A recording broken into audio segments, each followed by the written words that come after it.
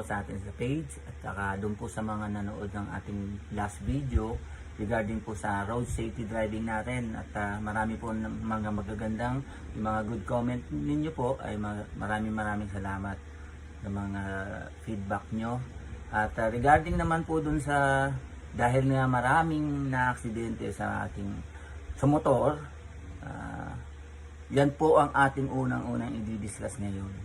So ngayon po, mag-umpisa na po tayo. Ang ating pong first na gagawin, pag tayo magmumotor, kailangan dapat kondisyon ang ating motorcycle. Inspection.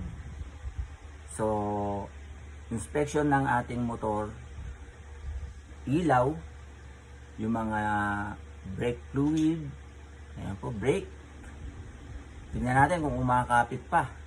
Minsan, yung brake natin, malalim.